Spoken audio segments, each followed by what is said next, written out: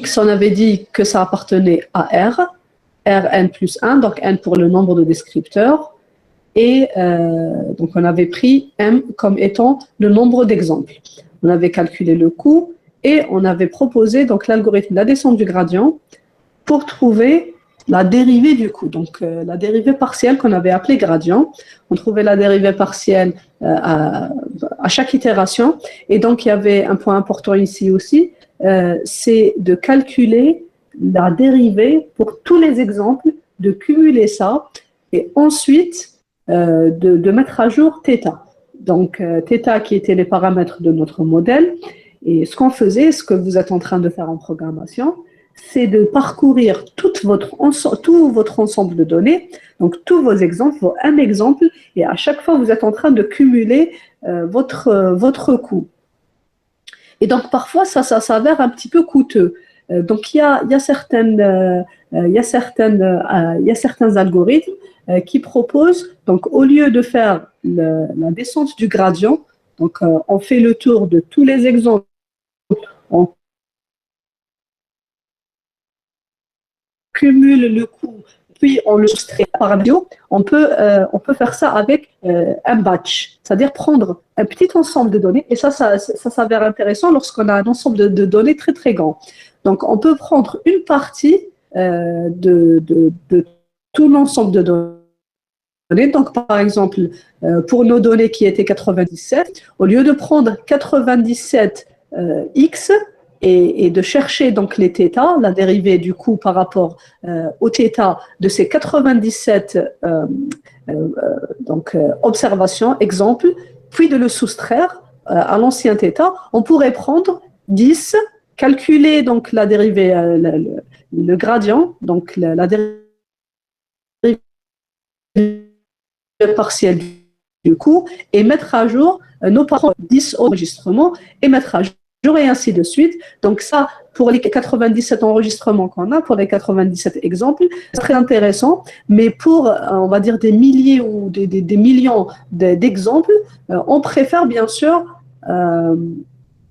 prendre des petits batchs de notre ensemble d'apprentissage. En fait, c'est ce qu'on fait généralement dans l'apprentissage profond. Donc, on prend des petits batchs, c'est pour ça qu'on définit la taille d'un batch. Et pourquoi c'est intéressant de faire ça? Parce que comme vous avez vu, la vectorisation, telle qu'on l'avait vu en TP, ça prend tous les X de tous nos exemples.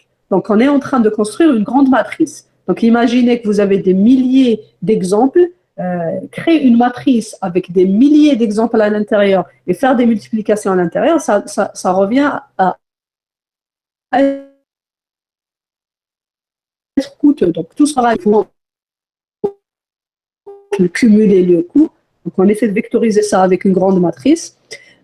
Si on le fait avec des millions, voire des milliards d'exemples, c'est pas intéressant. Donc, généralement, on réfléchit à l'idée du batch. Donc, prendre un sous-ensemble de notre base d'apprentissage, calculer la dérivée pour chaque exemple, l'accumuler dans une grande matrice, ensuite mettre à jour pour passer à un autre batch. On parle aussi de stochastic batch, gradient descent, et dans stochastique, dans tout ce qui est stochastique, c'est aléatoire. Donc, on va prendre un ensemble aléatoire de notre ensemble d'apprentissage pour essayer de mettre à jour nos paramètres, nos θ, sans passer par toute la base de données en même temps. Donc, voilà, ça c'était juste une petite parenthèse. Je repartage.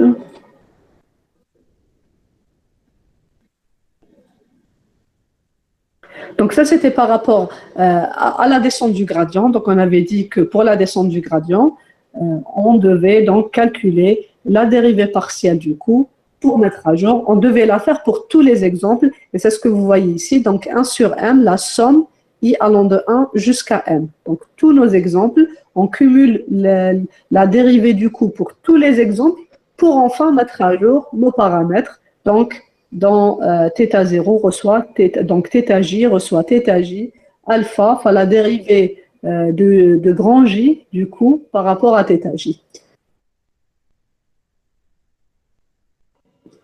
Donc, je passe donc l'algorithme de la descente du gradient. Donc, on avait dit qu'on ferait ça simultanément. Quand on passerait à plusieurs variables, donc tout ce qu'on remplacerait, ça serait juste la multiplication par xj.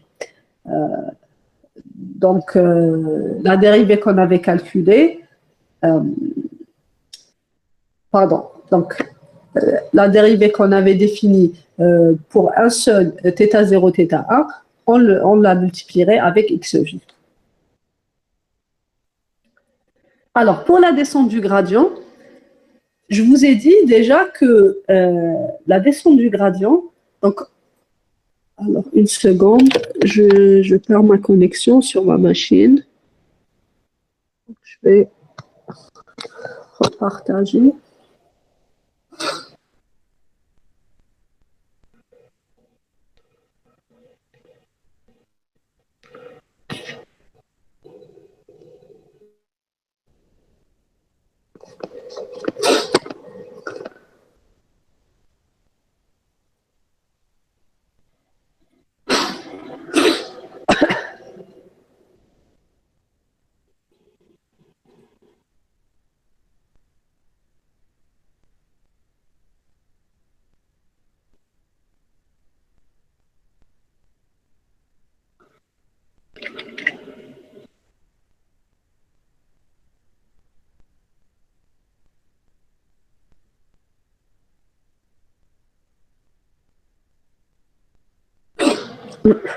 Bien, donc ce que je vous ai déjà dit, et je vous avais déjà posé la question, c'était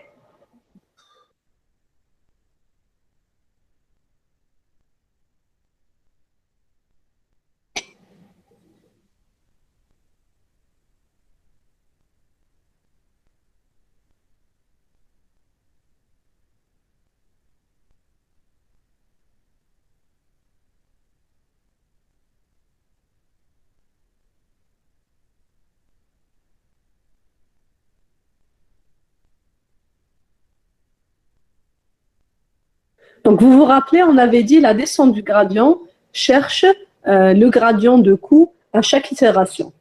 Et on s'était dit, voilà, donc ça c'était, par exemple, je prends un θ1, je prends mon coût, donc ça c'est ma fonction du coût, et je vais essayer un petit peu de chercher dans quelle direction je veux aller. Pour savoir où est mon coût minimum. Et on avait dit que ça, c'était une fonction convexe, donc on n'allait pas tomber sur le problème où on devait avoir deux minimums locaux pour cette fonction précisément, qui est la fonction, qui est le coût pour la régression linéaire. Et donc, si vous vous rappelez, on avait dit qu'il y avait une autre solution, c'est d'aller chercher, comme on a l'habitude de faire. Donc, si j'avais une fonction, on va dire θ au carré plus 2 θx, et que je voulais trouver mon θ parfait, qui minimise cette fonction. Donc, si je dis que ça, c'est f de θ, égale, par exemple, donc θ au carré plus 2 θx, et si je voulais trouver donc le meilleur θ qui me minimise ma fonction, on disait qu'avant, on cherchait à trouver la dérivée. Donc f θ, f' de θ, qui était par exemple 2 θ plus 2 pour cette fonction, plus 2x. Bon, mais x, il ne nous intéresse pas, donc ça, on considère que c'est une constante.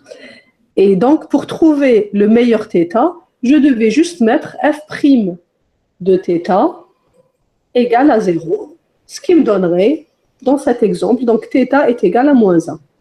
Et là, donc, j'aurais trouvé exactement le θ qui minimise mon coût. Mais le problème avec cette solution, on avait dit que cette fonction, on n'a pas. Pourquoi? Parce qu'on est en train de la calculer à chaque exemple.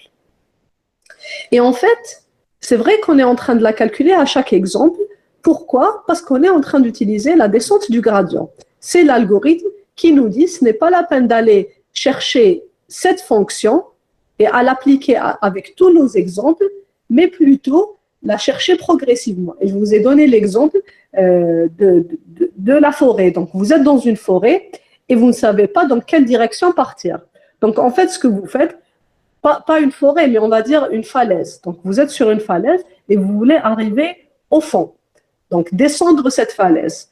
Vous ne connaissez pas la fonction qui vous permet vous n'êtes pas en train de voir tout le chemin. Donc, si vous aviez une map, si vous aviez une carte géographique, vous devriez savoir exactement où aller pour trouver la pente, pour trouver la plus grande pente. Mais vous voyez que l'exemple, que ce qui est devant vous, parce qu'il y a beaucoup trop de brouillard, on va dire, et vous n'avez pas de carte. Donc, vous êtes en train d'utiliser la descente du gradient. Donc, vous descendez un pas et vous cherchez. Est-ce que vous devez descendre ou monter? Est-ce que vous devez aller dans cette direction ou bien dans cette direction? C'est ce que nous donne la descente du gradient. Donc, je prends un exemple et je vais aller chercher. Est-ce que je dois descendre ou bien aller à gauche ou bien aller à droite? Pourquoi? Parce qu'on ne voit pas toute la fonction. Pourquoi? Parce qu'on est en train de voir chaque exemple à un certain moment. En fait, en apprentissage automatique, il y a un autre algorithme qui nous donne justement cette fonction. Et comment il nous donne cette fonction? Avec une certaine formule mathématique qu'on appelle l'équation normale, normal equation. Donc, si on veut trouver les meilleurs paramètres en une seule fois et sans passer, donc à chaque fois, sans cumuler à chaque fois le petit gradient, on devrait utiliser l'équation normale. Et comment on obtient l'équation normale? Donc, l'équation normale nous dit que notre θ optimal, ça va être notre x transposé fois x inverse multiplié par x transposé fois y. Donc, vous pouvez démontrer ça. Ça ressemble un petit peu à ce qu'on avait fait en S1 en flux optique, je pense. Je pense qu'on avait fait ça en flux optique. Et bon, donc c'est démontrable, donc vous pouvez savoir comment on a fait ça. Donc en fait, ce qu'on est en train de chercher, donc x c'est quoi? X, ça va être ce qu'on avait vu en TP la dernière fois. Donc je prends mes x pour chaque exemple et ça va être donc x du premier exemple, mais transposé. X du deuxième exemple, transposé. Jusqu'à x. Donc, si je commence de 1, ça va être jusqu'à m. Si je commence de 0, ça va être jusqu'à xm. Ça, c'est ma matrice x. Donc, ma matrice x, je vais la transposer. Donc, je prends toute cette matrice, je la transpose et je la multiplie par x. Donc, ça, c'est mon x. Donc, j'aurai quelque chose comme ceci. Donc, x1.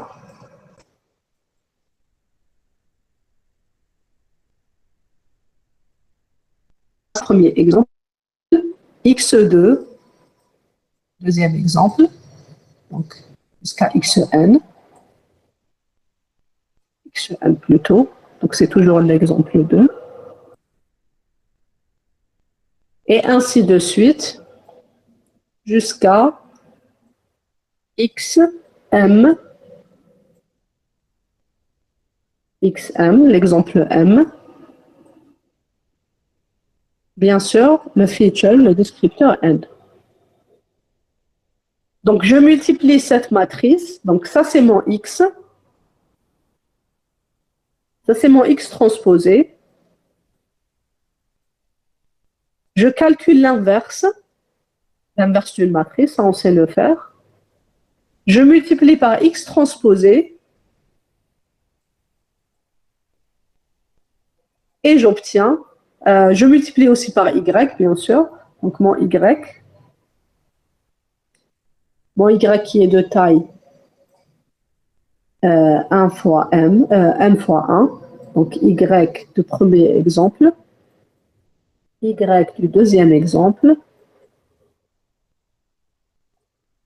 jusqu'à y du nème exemple, m. Voilà, donc, donc ça, c'est une multiplication. Donc, x fois x transposé inverse multiplié par x transposé fois y. Et ça c'est ce qu'on appelle l'équation normale. Et je résous cette équation. Donc, en fait, je ne suis pas en train de la résoudre, mais on est juste en train de faire des multiplications. Donc, je prends tout ce que j'ai dans mon ensemble de données, je le multiplie, je calcule l'inverse, je multiplie par le transposé, je multiplie par le vecteur, et ce que j'aurai en sortie, ça va être aussi un vecteur qui sera de taille m fois 1. Donc, si je commence par 0, de 0, donc jusqu'à m moins 1. Et ça, c'est donc mon résultat qui vont être mes paramètres θ. Donc, n, pardon. Donc, ça, c'est n. C'est n moins 1. Donc, c'est θ 0, θ 1, jusqu'à θ n moins 1. Et donc, avec une seule équation, j'aurais trouvé mes paramètres sans passer par la descente du gradient, seulement en appliquant une seule formule mathématique qui est l'équation normale. Donc, cette équation a des avantages et des inconvénients. Le premier inconvénient, c'est est-ce que cette matrice est invertible? Vous savez qu'en mathématiques, il y a certaines matrices qui ne sont pas invertibles. Donc, je ne peux pas calculer leur inverse. Le premier problème qui est de la matrice carrée, on l'a résolu en multipliant la matrice par sa transposée. Donc, on aura ici une matrice carrée. Donc, pas de problème de la taille de la matrice. Mais toujours est-il qu'il y a une possibilité que cette matrice, même si elle est carrée, elle peut être non invertible. Et il y a plusieurs raisons pour qu'une matrice ne soit pas invertible. Mathématiquement, vous le savez. Donc, parmi les raisons, c'est qu'à l'intérieur, vous avez des vecteurs linéairement dépendants. Et donc, si vous avez des vecteurs linéairement dépendants, donc on verra plus tard, on a vu ça un petit peu en S1. Donc, si vous avez des vecteurs linéairement dépendants, donc vous essayez de chercher ce qu'il y a comme dépendance et de l'éliminer. En apprentissage automatique, on peut éliminer ça, on peut éliminer la dépendance en essayant de chercher peut-être que j'ai un descripteur qui est basé sur un autre descripteur. Par exemple, si dans mes descripteurs, je suis en train de faire une régression pour trouver le prix d'une voiture achetée, et dans mes descripteurs, j'ai le salaire en dinars fois 1000 et le salaire en dinars divisé par 1000. Donc, par exemple, la première caractéristique, c'est le salaire. Donc, une personne est payée 20 000 dinars, une personne est payée 50 000 dinars. Et donc, ça, c'est mon X1. X2, ça va être le salaire, mais divisé sur 1000. Par exemple, donc pour le premier, donc X1 est égal à 20 000, X2 est égal à 20. X1 est égal à 30 000, X2 est égal à 30. Donc, c'est la même variable, mais on l'a juste divisé par 1000. Donc là, il y a une dépendance entre mes deux variables. Et donc, je peux éliminer l'une des deux variables. Donc ça peut résoudre le problème de non-invertibilité. Ou bien, on peut utiliser aussi la matrice pseudo-inverse. Et donc ça, c'est un concept qu'on ne va pas rentrer aujourd'hui ou pas dans ce cours, que vous devez normalement connaître. Mais même si vous ne connaissez pas, donc vous pouvez toujours, si vous choisissez d'implémenter cette méthode, vous pouvez donc simplement appeler une fonction de NumPy qui vous calcule la pseudo-inverse au lieu de calculer la matrice inverse. Parce que parfois, vous pouvez tomber sur une matrice non invertible. Voilà, donc ça, c'était juste un petit point. En fait, je ne prévoyais pas forcément de faire ça. Ça m'a poussé un petit peu à vous cette mention d'équation normale. Donc, c'est une alternative à la descente du gradient. Elle est utile lorsqu'on a un ensemble de données qui n'est pas très grand, parce que plus ça s'agrandit, dit la complexité de ces du gradient. On met un gradient, mais avec cette méthode, on évite de calculer des multiplications de matrices très grandes, que ça soit pour le nombre de descripteurs ou pour le nombre d'exemples. Quand on ait un nombre d'exemples grand ou un nombre de descripteurs grand, dans les deux cas, on aura une matrice X qui est grande, une matrice X qui est grande multipliée par une autre matrice grande. On aura une matrice grande aussi. Et si je calcule l'inverse de cette matrice, donc c'est très coûteux. Ça, c'est parmi les inconvénients de l'équation. Donc, plus le nombre d'exemples est grand, moins on réfléchira à utiliser l'équation normale et on préférera utiliser la descente du gradient. Voilà. Est-ce qu'il y a des questions, s'il vous plaît, jusqu'ici par rapport à l'équation normale? Donc, c'est un algorithme très simple. Donc, vous prenez juste cette formule et vous l'implémentez. Donc, vous construisez votre grande matrice et vous calculez ça, vous multipliez par la multivecteur Y qui est votre vérité. Et alors, quand on veut bien sûr la phase d'entraînement, vecteur θ. Donc les paramètres linéaires, donc de notre ligne, ou bien plan, ou bien hyperplan. Voilà, donc ça c'était juste par rapport à l'équation normale. Donc l'équation normale, ça vous pouvez le trouver. θ est égal à x transpose fois x inverse fois xt, x transpose multiplié par y. Donc ça, c'est très simple de trouver. Donc vous pouvez trouver ça. Donc si, en fait, c'est exactement ce qu'on a mis ici. Hein. Donc vous allez calculer la dérivée de votre θ. Et pour trouver cette dérivée, donc vous allez tomber sur quelque chose qui ressemblera à ceci. Bien sûr, donc x, ça va regrouper tous vos exemples et toutes vos caractéristiques. Donc si vous voulez, essayez de trouver ça en dérivant votre fonction de coût. Et donc en dérivant votre fonction de coût pour tous les points et non pas seulement pour un point qui est un exemple de votre base de données. Voilà, je veux m'assurer qu'il n'y a aucune question par rapport à l'équation normale pour passer à la régression logistique. Ça va, pas de questions?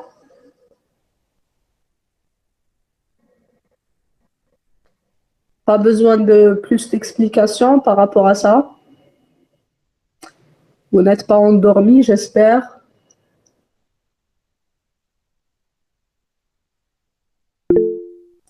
Bien. Donc, je passe à l'apprentissage, pour l'équation. Elle est souvent utilisée. Elle est utilisée, mais moins que la descente du gradient. Elle est utilisée dans le cas où votre base d'apprentissage est petite et où votre nombre de descripteurs est petit. Mais effectivement, elle peut être utilisée, mais moins utilisée. C'est sûr qu'elle est moins utilisée que la descente du gradient. Petite relativement, petite, on va dire que pour l'exemple qu'on a dans le TP, on peut utiliser l'équation normale.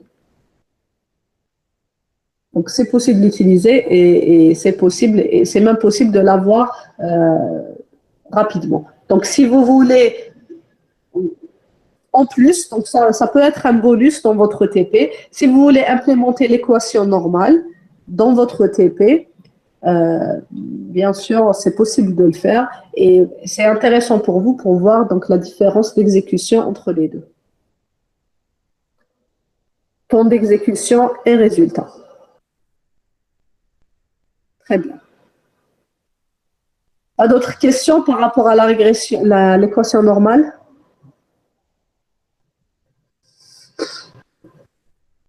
Très bien, donc on passe à la classification qu'on appelle aussi régression logistique. Alors ça, c'est ce qui nous intéresse. En fait, La régression linéaire, ça nous intéresse bien sûr. On fait de la régression. On a besoin de faire de la régression dans l'apprentissage automatique. Mais on va dire que durant notre cours, qui est apprentissage automatique et réseau de neurones, on va plus un petit peu tendre vers la classification ou la régression logistique. Donc, régression logistique, lorsque Y est discret. En fait, on l'appelle régression, mais c'est juste un terme qu'on a emprunté à la régression. Ce n'est pas une régression proprement parlée, on sait, et on maintient toujours notre compréhension de dire une régression, c'est lorsque nos outputs sont réels. Une classification, c'est lorsque nos outputs sont entiers, sont discrets. Mais pour la régression logistique, on appelle ça régression logistique, mais on veut dire output discret et non pas output réel. Ce n'est pas une régression comme on le connaît en statistique, mais on a juste emprunté ce terme. Ça a des origines historiques, mais on va donc garder le nom tel qu'il a été gardé en apprentissage automatique, mais en comprenant et en retenant bien que c'est une classification où notre output est discret. Donc, quand est-ce qu'on peut avoir des outputs discrets? Par exemple, classification d'une tumeur en bénigne ou en maligne. Donc, imaginez que 0, c'est la classe négative, donc la tumeur est bénigne, et 1, c'est la classe positive, c'est-à-dire que la tumeur est maligne. Donc, 1, c'est pour maligne, et 0, c'est pour bénigne, 1, c'est pour exemple positif, et 0, c'est pour exemple négatif. Et ça nous revient vers donc, ce qu'on avait déjà vu, la classification binaire, où on avait calculé justement les ROC, la précision, le rappel, les faux positifs, faux négatifs, etc. Donc, en fait, tout est basé sur une classification binaire. Et on va voir plus tard comment on a fait les extensions pour aller vers une classification multiclasse. Donc, je prends l'exemple des tumeurs bénignes et malignes. Donc, imaginez que dans l'axe des X, j'ai la taille de la tumeur. L'axe des Y, donc mes Y, c'est soit bénin, soit malin. Donc, bénin, c'est la classe 0, donc c'est ce qu'on voit ici. Et malin, c'est la classe 1, c'est ce qu'on voit ici. Si on réfléchissait en termes de régression linéaire, on dessinerait une ligne hypothèse. Et notre ligne hypothèse devrait passer par tous les exemples le mieux possible. Donc, try to fit the data. Donc, on essaiera de dessiner cette ligne de telle sorte à ce que cette ligne passe par un maximum de points. Et on a vu comment, donc avec l'hypothèse, donc on construit notre hypothèse, on calcule le coût, on fait ça pour tous les exemples, et we end up, on aura en finalité l'équation de notre ligne. Donc l'équation de notre ligne avec θ0, θ1, si j'ai seulement la taille de la tumeur, donc si j'ai seulement mon x qui est la taille, j'aurai donc hθ de x est égal à θ0 plus θ1 fois x, et j'aurai donc cette ligne. Et cette ligne, en fait, ce qu'elle va nous donner, donc pour chaque point, chaque nouveau point, chaque nouvelle taille d'une tumeur, je vais tomber sur quelque chose ici. Donc, j'ai un point. Bon, on va commencer par l'exemple le plus simple. Donc, si j'ai un point ici, donc j'ai une taille, j'ai une nouvelle observation, et cette taille m'a donné donc un y qui est égal à 0,5, en utilisant ma fonction hypothèse que j'ai construite à partir des exemples. Donc, j'aurai le 0,5, mais je ne suis pas dans un problème de régression, je suis bel et bien dans un problème de classification. Donc, l'objectif, c'est de dire 1 ou 0, oui ou non, cette tumeur est bénigne ou bien maligne. Donc, ce que je peux faire un seuillage. Donc, je prends le output de mon hypothèse et par rapport à ce output, je vais décider est-ce que c'est bénin ou malin. Si je prends par exemple le seuil 0,5, donc si j'ai une observation ici, je vais tomber sur un 0,7 peut-être. Et 0,7, c'est supérieur à mon seuil que j'ai défini. Donc, j'ai défini un seuil de 0,5 et je dirais que tout ce qui est supérieur à 0,5, si mon hypothèse est supérieure à 0,5, alors mon Y prédit est égal à 1. Si mon hypothèse est inférieure à 0,5, alors mon Y prédit est égal à 0. Donc, je viens avec une nouvelle taille de tumeur. Je trouve, donc je fais, je cherche sa coordonnée grâce à ma ligne hypothèse. Je vais tomber sur un 0,7. 0,7 est supérieur à 0,5, donc je vais dire que cette tumeur est maligne. Sinon, donc je prends une autre taille, donc je vais supposer que ma taille est là. Donc, je prends la taille et je vais aller chercher l'hypothèse. Je trouverai une hypothèse qui est égale à 0,30 par exemple. Dans ce cas-là, donc 0,3 est inférieur à 0,5, je vais dire que la tumeur est bénigne. Donc, en fait, ce qui arrive, c'est que tout ce que j'aurai ici, ça va être positif et ça va appartenir à la classe positive. Et tout ce que j'aurai ici, ça va appartenir à la classe négative. On le voit bien ici. Donc, si je prends ce seuil, ici, je descends un point ici. Donc, tout ce qui sera après ce point, donc dans le côté droit, ça va être des classes positives. Donc, ça va être des tumeurs malignes. Et tout ce que j'aurai à gauche de ce point, donc tout ce qui est de ce côté-là, ce que j'ai mis ici avec classe négative, donc ici c'est classe négative. Hein.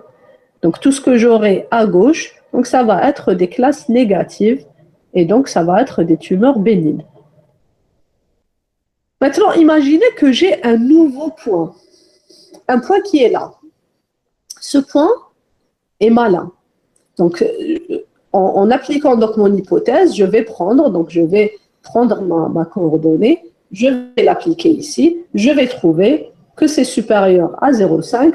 On est d'accord, cette tumeur est maligne.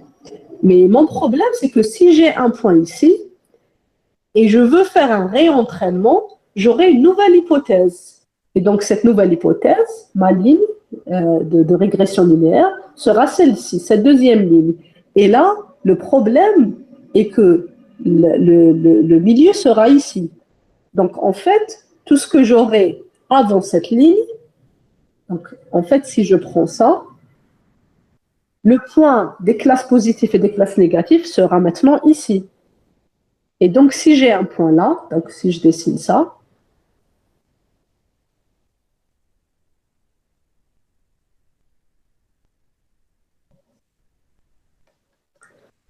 donc en fait, si je dessine ça, donc ça, c'était des points négatifs, ça, c'était des points positifs, et en fait, j'ai eu un nouveau point qui est positif, qui est là. J'ai dessiné, grâce à ces points, j'ai dessiné une nouvelle ligne, qui est ma ligne hypothèse, donc qui se passerait par quelque chose comme ceci. Et en fait, mon 0,5 maintenant, si je prends le même 0,5 qui était mon hypothèse,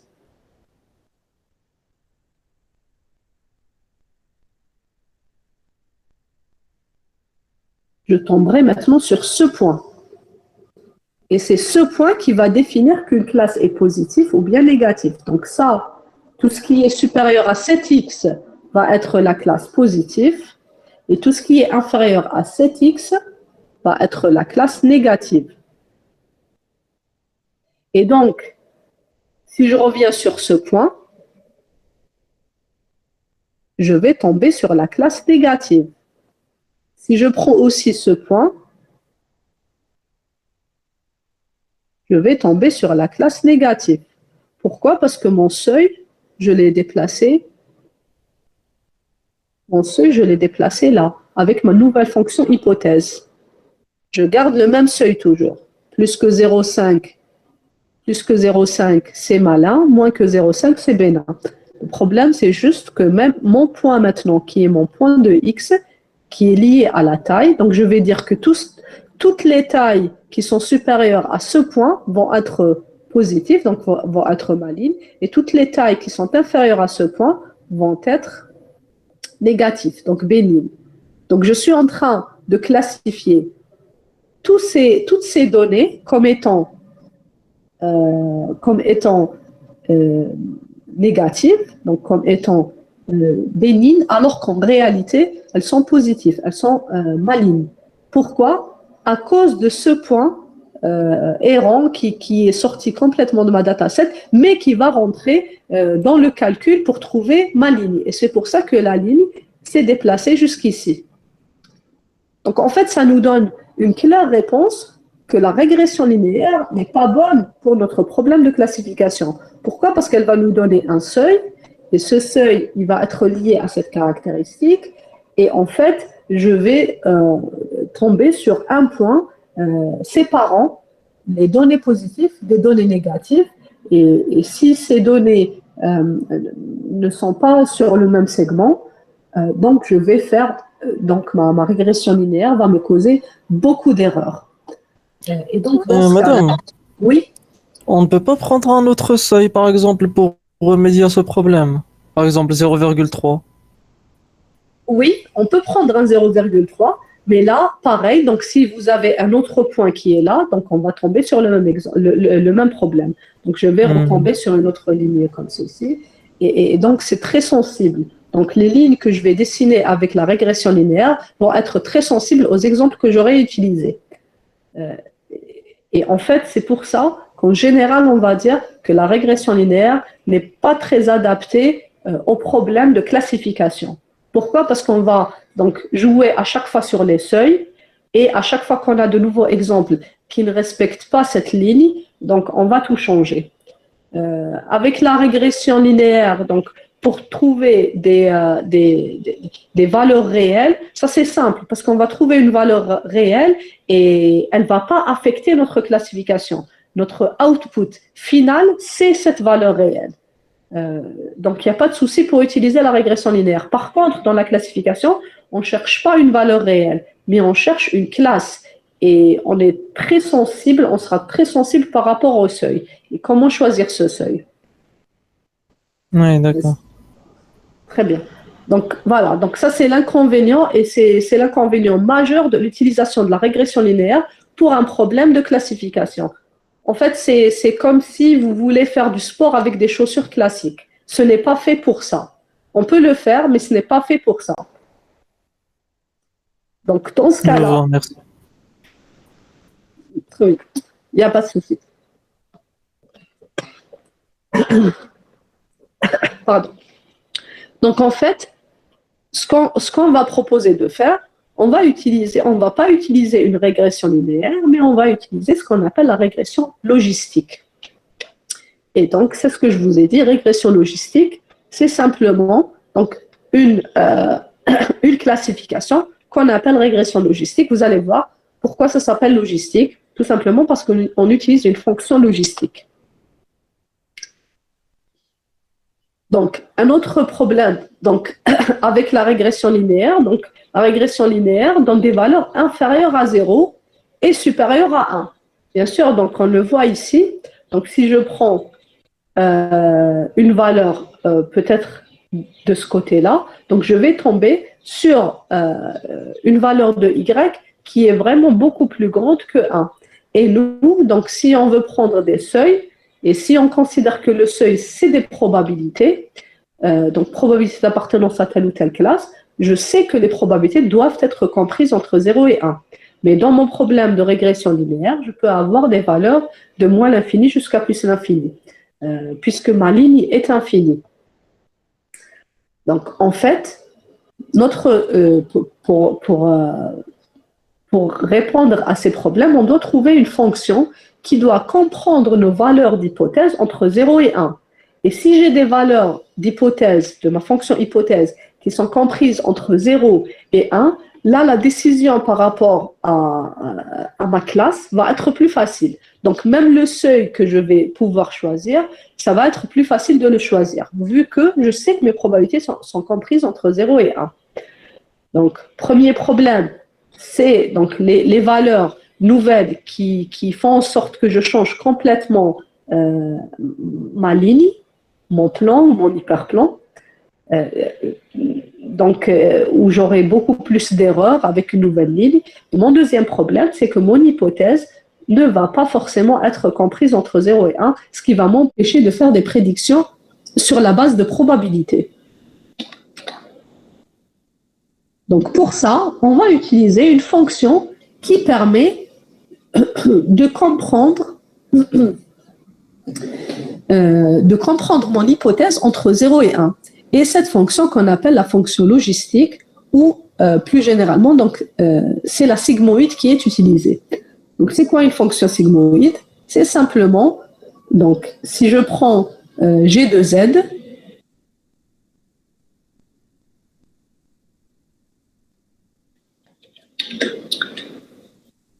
donc en fait,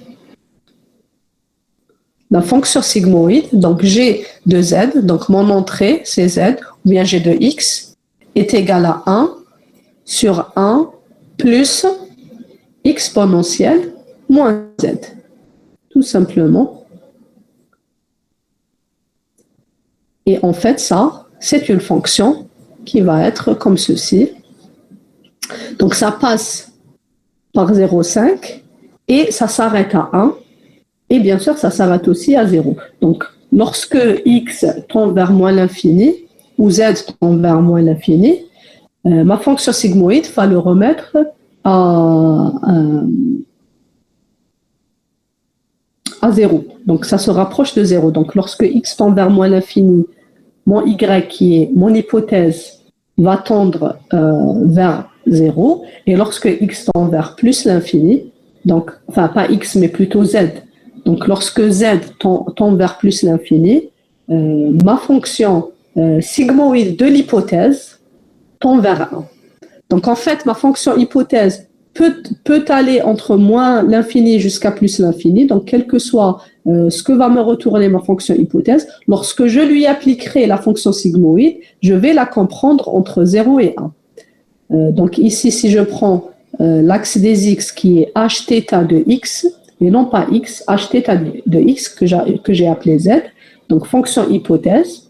Donc hθ de x, lorsque hθ de x tend vers plus l'infini, ma fonction sigmoïde tend vers 1, c'est ce que je vois ici. Et lorsque ma fonction hθ de x tend vers moins l'infini, ma fonction g de hθ de x, qui est la fonction sigmoïde, va tendre vers 0. Et tout ce qui est entre les deux, donc c'est les probabilités que je vais obtenir pour savoir est-ce que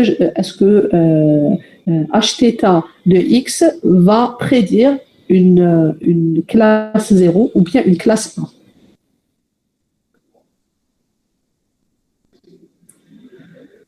Donc, comment on interprète la fonction de la régression linéaire? Donc, hθ de x va être une probabilité que y est égal à 1 pour un input x. Donc, je veux savoir, est-ce que c'est une classe positive ou négative? Donc, y est égal à 1, c'est la classe positive. Donc, exemple, si hθ de x est égal à 0,3, donc il y a 30% de chances que cette tumeur soit maligne. Donc, hθ de x est égal à la probabilité. Alors, tout ce que j'ai écrit ici, c'est G de h de θ. Hein. Donc, tout ce que j'ai écrit jusque-là. Parce que ce n'est pas hθ de x, mais c'est la sigmoïde de hθ de x. Donc, ça, je vais juste corriger. Donc, c'est la sigmoïde. Donc, G de hθ de x, c'est la probabilité que y est égal à 1 pour un certain input x. Et donc, si la sigmoïde, donc la fonction logistique de hθ de x est égale à 0,3, donc il y a 30% de chances que la tumeur soit maligne. Et pourquoi je parle de maligne et non pas de bénigne? Parce que je considère que malin, c'est la classe 1. Donc je me base toujours sur la classe positive et donner les probabilités d'avoir la classe positive. Et je sais que si ce n'est pas la positive, ça sera la négative, donc ce sera automatiquement le bénin. Mais bien sûr, j'utilise donc le terme de la classe positive, donc c'est pour ça qu'on utilisera le terme de malin. Alors, G de hθ de x, donc ici c'est un G, donc la fonction sigmoïde appliquée à ma fonction hypothèse qu'on a l'habitude de chercher, ça va être la probabilité que y est égal à 1, sachant x et θ. Et ça, vous allez souvent le trouver, donc probabilité de y égale à quelque chose, sachant quelque chose. Et nous, sachant quoi? Donc, sachant notre vecteur caractéristique et nos paramètres θ, donc paramétrés par θ. Donc, ça, c'est pour quelconque observation. Donc, si je prends la probabilité de y est égale à 1, sachant que la taille est égale à 3 mm, donc je vais mettre 3 ici, et θ, bien sûr, que j'aurai défini durant la phase d'apprentissage. Et on va voir donc comment on fait l'apprentissage de la régression linéaire. Bien sûr, donc, ça vous le savez déjà en probabilité, la probabilité de la classe négative plus la probabilité de la classe positive est égale toujours à 1. Donc, si j'ai 30% que la tumeur soit maligne, donc j'aurai 70% que la tumeur soit bénigne. Donc, la somme est égale à 1. Et bien sûr, donc, si je cherche la probabilité que la classe soit bénigne, c'est simplement donc 1 moins la probabilité que la classe soit maligne, sachant bien sûr notre vecteur caractéristique. Donc, pour le vecteur caractéristique ici, donc c'est un test, une donnée de test. Donc, quand est-ce que la fonction hθ prédit la classe 1 et quand est-ce qu'elle prédit la classe 0? Donc, je vais supposer que y est égal à 1 si l'hypothèse est supérieure ou égale à 0,5. Donc, on définit toujours le même seuil, le seuil qui est de 0,5. L'avantage maintenant avec notre fonction sigmoïde est que je sais que le résultat de ma fonction sigmoïde est compris entre 0 et 1. Donc, on peut se permettre d'utiliser un seuil. Donc, si l'hypothèse est inférieure à 0,5, donc y, je vais supposer qu'il est égal à 0. Donc, en fait, pareil, donc ici, ici c'est un g, donc g de hθ de x. Donc, c'est ma fonction sigmoïde appliquée sur mon hypothèse. Ce n'est pas directement l'hypothèse. Donc, pour mieux comprendre, on essaiera de voir un exemple. Donc, je répète, donc, la fonction sigmoïde, ma g, que j'ai appelée g, donc g de z, z c'est simplement hθ de x, donc g de z est supérieur ou égal à 0,5 lorsque z est supérieur ou égal à 0. Donc, on voit bien ici, donc ça c'est l'axe des z, donc les abscisses. Ici, donc j'ai ma fonction hθ de x. Donc, lorsque z est supérieur à 0, ma fonction g de z est supérieure ou égale à 0,5. Et lorsque z est inférieur à 0, ma fonction g de z est inférieure à 0,5. Donc, en fait, la classe positive est de ce côté. Donc, la classe positive, c'est lorsque hθ de x est supérieur à 0. La classe négative est lorsque hθ de x est inférieur à 0. Donc, si j'ai fait une régression linéaire et j'ai calculé donc ma fonction hθ de x, je prends seulement donc le résultat de ma hθ, je lui applique une sigmoïde et je tomberai sur des probabilités. Donc, si je prends un exemple, on va supposer que ma fonction linéaire est θ0. Donc, j'imagine que j'ai deux descripteurs, donc x1 et x2. Donc, j'aurais construit ma fonction hypothèse qui est θ0 plus θ1 x1 plus θ2 x2. Donc, ça, c'est ma fonction hypothèse. Et je veux prédire quand est-ce que y est égal à 1 en utilisant la régression logistique. Donc, mon y est égal à 1 si cette fonction qui est à l'intérieur est supérieure ou égale à 0. Et c'est ce qu'on a dit tout à l'heure. Donc, on avait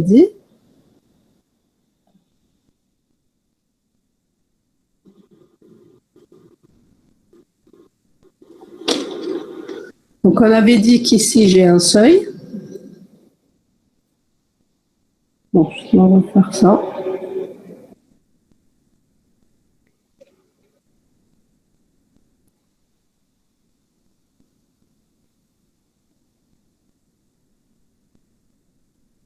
Donc, ça, c'est hθ de x, que j'ai aussi appelé z. Donc, tout ça, je l'ai appelé z. Et on avait dit que ça, c'est notre sigmoïde. Donc, G de Z. Et G de Z, c'est ça sa formule. Donc, G de Z est toujours dessiné de cette façon. Quelle que soit la fonction hypothèse, j'aurai toujours un G de Z qui est cette fonction. Pourquoi? Parce que c'est une fonction sigmoïde, c'est une fonction spéciale. Elle passera toujours par le point 0,5. Toujours. Donc, ici, j'ai un 0,5 et je sais que dans cette partie, mon G de Z est positif. Donc, dans cette partie, mon G de Z est négatif. Et en fait, ça, c'est un 0.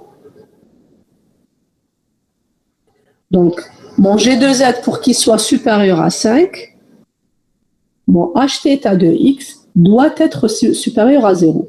Donc, la seule condition pour que G de Z soit supérieur à 5 est que Hθ de x soit supérieur à 0. Et la seule condition pour qu'il soit inférieur à 0,5, c'est que Hθ de x soit inférieur à 0. Donc, en fait, ce que je veux chercher, c'est quand est-ce que G de Z est égal à 1.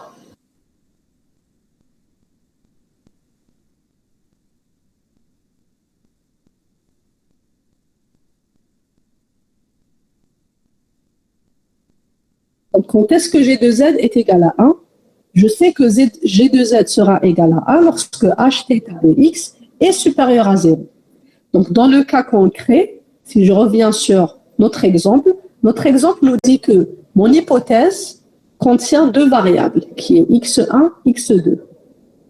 Donc, ma fonction z, qui est mon Hθ aussi, Hθ de x, égale à θ0 plus θ1 x1 plus θ2 x2.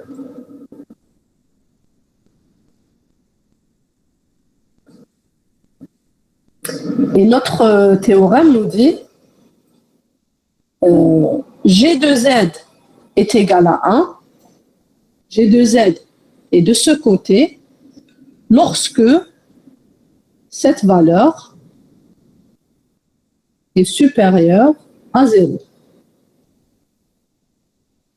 Donc ça va être lorsque θ0 plus θ1 x1 plus θ2 x2 est supérieur égal à 0.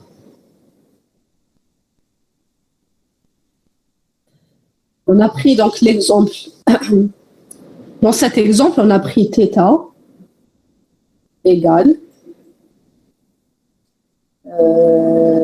donc 0, moins 3, 1.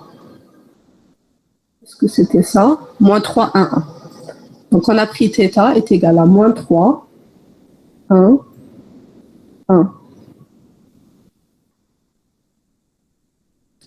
Donc si je remplace, donc ça va être moins 3 plus x1 plus x2 supérieur ou égal à 0.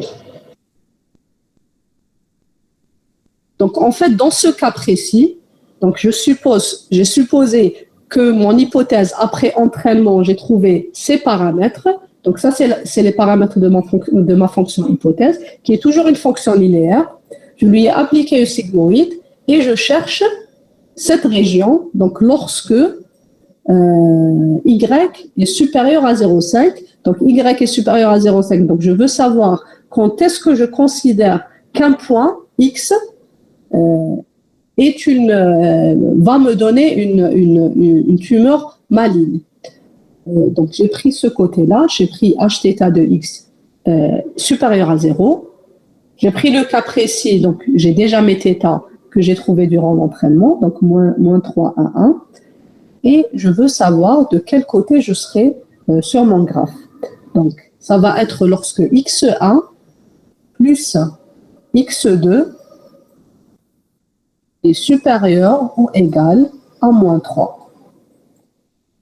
Ici, c'est un moins. Donc, en fait, à chaque fois que j'aurai un x1 et un x2 qui sont supérieurs à moins 3, dans ce cas-là, je vais dire que ma tumeur, donc les chances que la tumeur soit maligne sont grandes. Donc, si je dessine un graphe avec x1 et x2, donc ce que me donne mon graphe, donc je vais prendre 3 ici, je vais prendre 3 ici.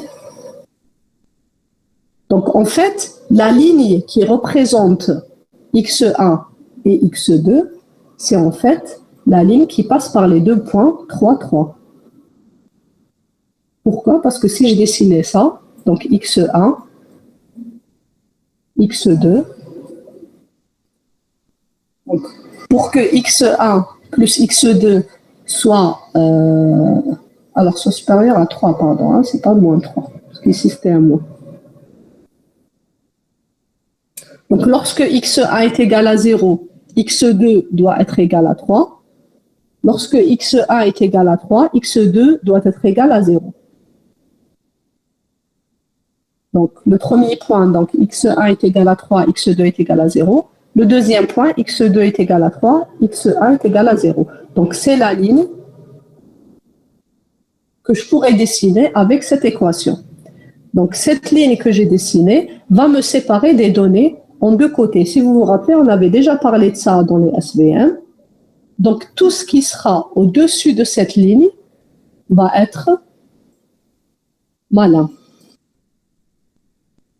Je le vois bien ici. Donc, j'ai dit que x1 plus x2 doit être supérieur ou égal à 3 si je veux que mon y soit supérieur ou égal à 5. Et supérieur ou égal à 5, donc 0,5, on avait dit que ça, c'était le seuil pour dire que ça, c'est malin.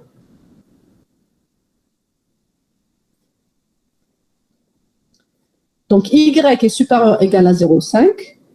On l'a vu ici. Donc, c'est supérieur ou égal à 0,5 lorsque hθ de x est supérieur ou égal à 0.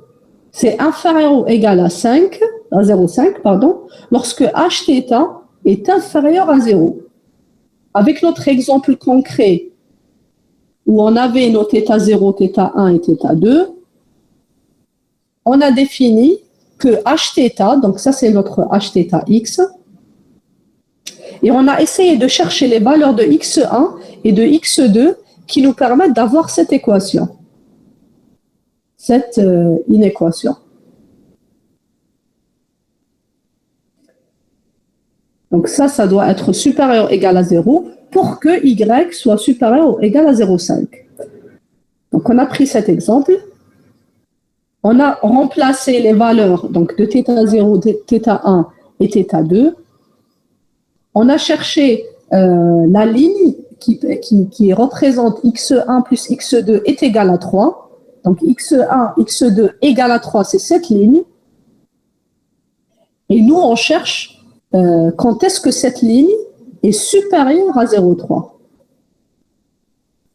Donc en fait, c'est ce côté-là.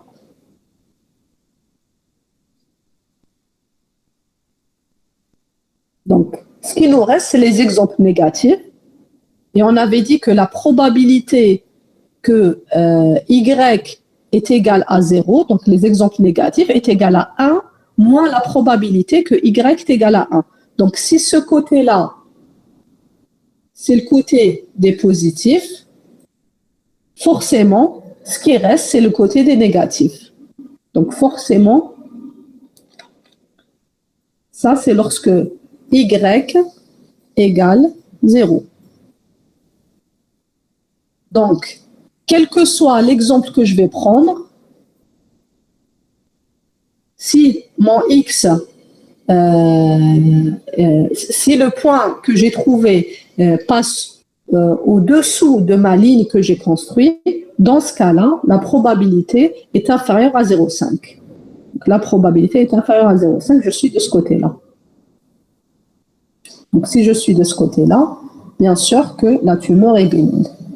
Si je suis au contraire de ce côté-là, donc je reviens sur ma sigmoïde, je suis du côté droit de la sigmoïde, donc du côté où donc ma sigmoïde est supérieure à 0,5, dans ce cas-là, je suis sur le côté positif. Donc je suis ici. Donc la tumeur est maligne. Donc c'est l'intuition qu'on a. Et en fait, on appelle ça la limite de décision. Et vous allez souvent trouver decision boundary. Et c'est ce qu'on reverra aussi dans les machines à vecteurs de support. Et c'est ce que j'avais commencé un petit peu à vous expliquer durant la première séance avec les SVM ou les MVS. Donc les machines à vecteurs de support, c'est un petit peu de dessiner une certaine ligne qu'on appelle la limite de décision ou la decision boundary. Et c'est cette ligne qui va nous séparer nos données et qui va dire, voilà, lorsque je suis d'un côté de ma ligne ou de mon plan ou de mon hyperplan, je suis sur les exemples positifs. Lorsque je suis de l'autre côté, je suis sur les exemples négatifs. Si j'avais seulement remplacé ici le moins 3 par plus 3, donc je tomberais sur une autre ligne. Donc ici, j'aurais un moins 3 et donc je dessinerai une autre ligne ici et la répartition sera différente. Si j'avais des moins ici, avec un moins ici, donc je tomberai sur l'inverse. Donc mes positifs seront de ce côté et mes négatifs seront de l'autre côté. Donc en fait, tout dépendra de mes paramètres θ. Et donc tout ça, c'est juste pour expliquer le raisonnement derrière la sigmoïde. Donc une sigmoïde, ce qu'elle nous permet de faire, c'est de séparer les données entre positifs et négatifs selon un certain seuil. Et en fait, c'est de dire que mon hypothèse, ce qui va arriver lorsque l'hypothèse est supérieure à 0, et ce qui va arriver lorsque l'hypothèse est inférieure à 0. Lorsque l'hypothèse est supérieure à 0, quelle que soit la valeur qu'elle peut prendre, je suis sur le côté positif. Lorsque l'hypothèse est inférieure à 0, je suis sur le côté négatif et je suis en train de produire des probabilités comprises entre 0 et 1. Plus l'hypothèse est grande, plus je prédis avec assurance l'appartenance à la classe 1. Plus l'hypothèse est petite, plus je prédis avec assurance que mon vecteur appartient à la classe 0. Est-ce qu'il y a des questions jusqu'ici? Parce qu'on va avancer sur des choses un peu plus compliquées. Ça va par rapport à la sigmoïde? Pas de questions? Très bien. Très bien, parfait. Donc, on continue. Donc, voilà, c'est ce qu'on disait. Donc, la limite de décision, c'est en fait cette ligne. Et c'est cette ligne qui va nous séparer nos données en données positives et données négatives, bien sûr, relatives à notre fonction sigmoïde. Maintenant, on parle de la fonction de coût. Le coût, il va être légèrement différent que le coût dont on avait parlé dans la régression linéaire. Donc, dans la régression linéaire, vous vous rappelez, donc c'était ma fonction moins, donc ma fonction hypothèse moins l'étiquette réelle au carré sur l'ensemble des données, d'apprentissage. La fonction de coût pour la régression logistique va être un petit peu différente et va être donc le logarithme de la fonction. Donc, moins le logarithme de la fonction hypothèse, si y est égal à 1, et moins le logarithme de 1 moins l'hypothèse, si y est égal à 0. Donc, en fait, si y est égal à 1, donc la logarithme, en fait, ce qu'on a dans notre logarithme, l'écriture de logarithme, donc, c'est un petit peu une fonction qui qui ressemble normalement, qui ressemble à quelque chose comme ceci.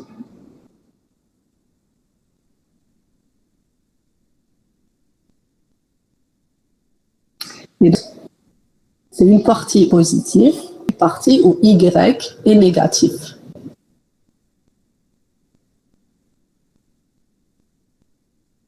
Donc, lorsque y est positif, donc c'est la fonction que j'ai ici, c'est une fonction décroissante. Lorsque y est négatif, donc c'est une fonction croissante. Donc ça, c'est notre logarithme. Donc si vous dessinez ça, si vous dessinez ces deux logarithmes, donc moins logarithme hθ de x et moins logarithme 1 moins hθ de x, donc vous aurez exactement ces deux graphes. Donc je prends le cas où y est égal à 1, donc moins le logarithme de hθ de x, ça va être cette fonction décroissante. Et on voit bien ici que lorsque hθ, enfin ça c'est logarithme, hein, donc logarithme hθ de x moins logarithme hθ de x, donc lorsque y est égal à 1, et lorsque hθ de y est égal à 1, donc je vois que la fonction du coût, elle est très petite. Elle diminue. Donc, lorsque les deux sont égaux à 1, la fonction du coût est petite. Lorsque ma fonction hypothèse, donc ici, c'est pas... Alors, qu'est-ce que j'ai ici? Est-ce que je me suis trompée? Donc, h, logarithme de hθ de x.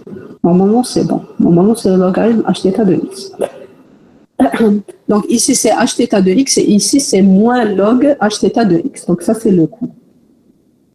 Donc la fonction, lorsque hθ de x, lorsque ma fonction prédit un 0, dans ce cas-là, l'erreur est grande.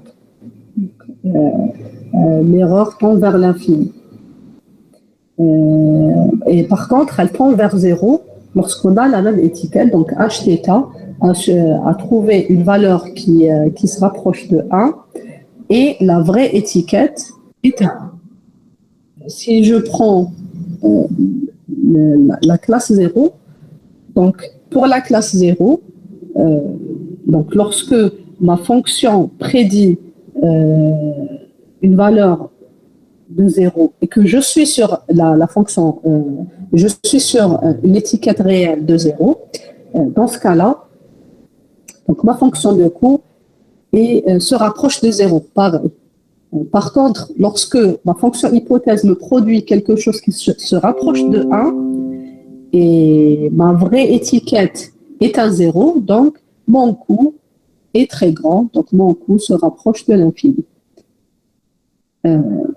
Voilà, donc dans cette écriture, on a l'inconvénient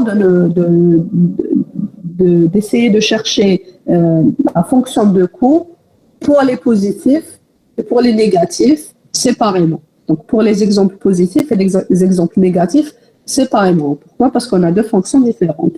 Mais il y a une simplification pour regrouper ça dans la même fonction, c'est de dire donc le coût entre l'hypothèse et mon y réel, c'est y multiplié par log hθ de x plus 1 moins y fois log 1 moins hθ de x. Et en fait, pourquoi? Parce que lorsque y est égal à 0 ici, donc ça, je vais perdre et je vais mettre log 1 moins hθ de x.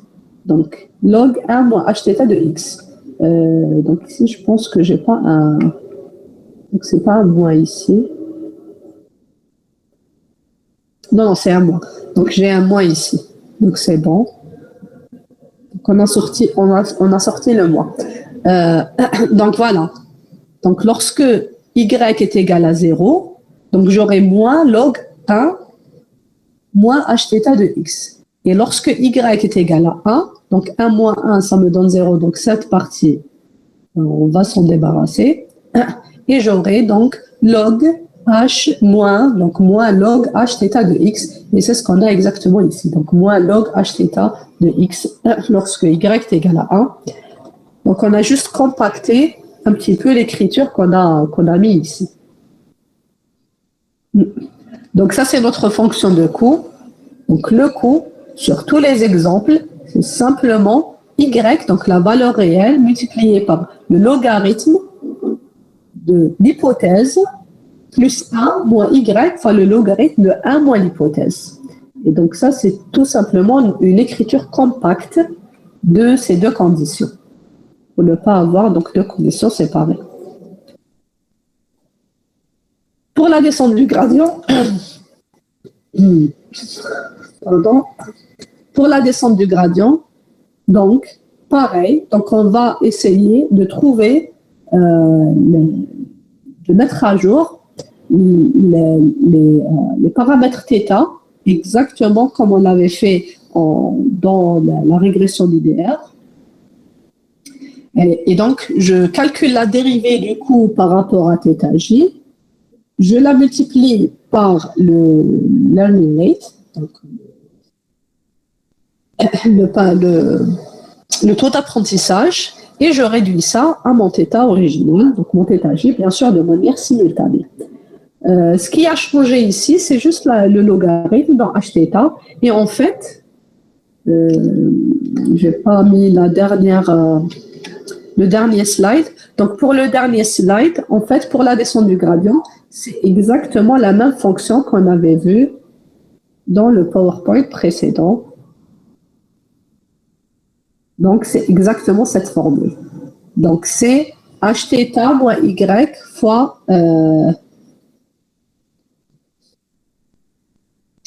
fois xj. Ici, pourquoi j'ai rajouté un xi?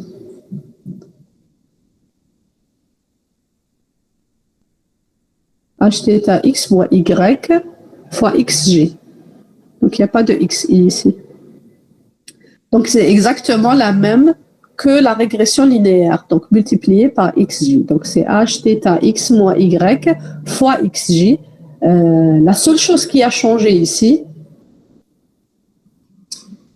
c'est hθ, qui n'est plus hθ, mais qui est une fonction qui est donc la sigmoïde de h de θ. Donc, au lieu d'avoir un hθ, on aura donc sigmoïde de h de θ. Donc, voilà par rapport à la descente du gradient. Donc, ça, il y a juste un slide qui me manque. Je vais le rajouter et vous mettre sur le drive. Donc, ce qu'on va retenir pour la régression logistique, c'est qu'on va tout simplement rajouter une fonction logistique qui est la sigmoïde à notre fonction linéaire. Pourquoi? Parce qu'on a envie que le output de notre équation linéaire soit comprise entre 0 et 1 pour avoir des probabilités. Une fois qu'on aura ça, on calcule un nouveau coût, donc le coût qui est basé sur la logarithme.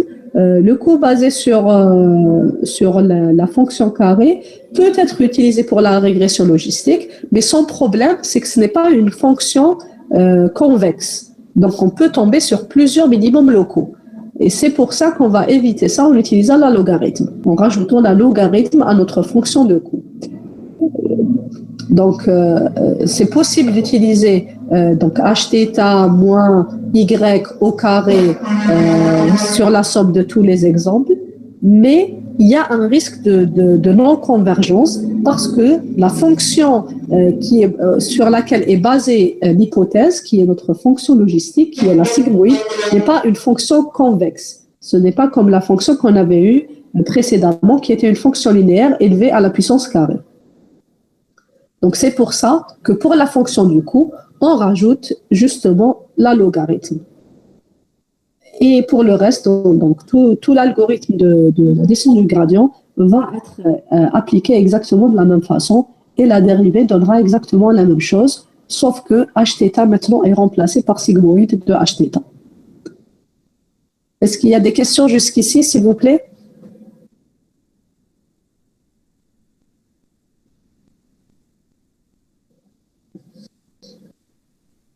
Pas de questions, ça va? Donc, en fait, si vous avez bien compris la régression linéaire, pour la régression logistique, c'est juste un petit rajout qu'on est en train de rajouter, c'est juste une petite adaptation. à l'algorithme de la descente du gradient et à la fonction linéaire qu'on avait déjà vue. Donc, à part ça, toute la compréhension que vous avez gagnée durant la régression linéaire, vous allez l'utiliser telle qu'elle pour la régression logistique.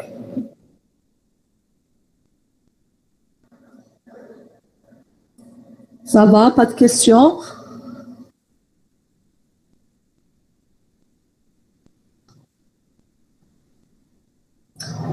Très bien, très bien.